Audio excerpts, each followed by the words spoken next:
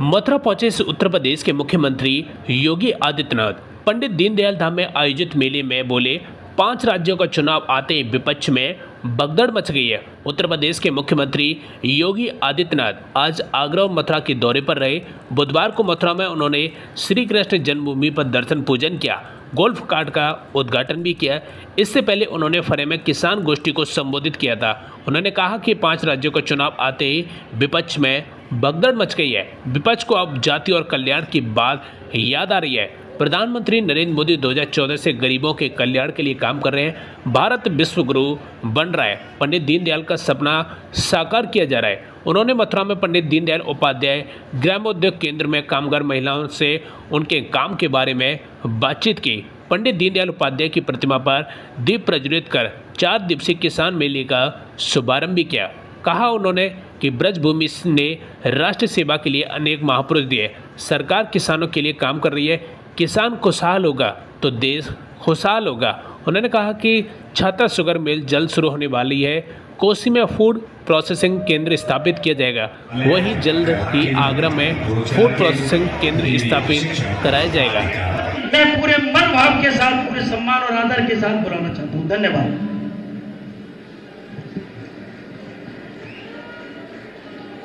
बोले बांके बिहारी लाल की,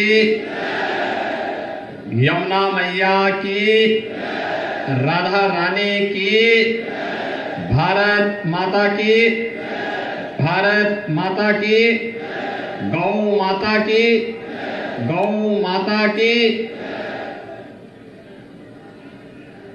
अंत्योदय के प्रणेता, महान चिंतक, विचारक और भारतीय राष्ट्रीयता के लिए जिनका पूरा जीवन समर्पित था, ऐसे महामानव पंडित दीनदयाल उपाध्याय जी की आज भारतीय पंचांग तिथि के अनुसार पावन जयंती का कार्यक्रम प्रारंभ हो रहा है। इस अवसर पर उपस्थित किसान गोष्ठी कार्यक्रम में मंच पर उपस्थित प्रदेश सरकार में मेरे सहयोगी मंत्री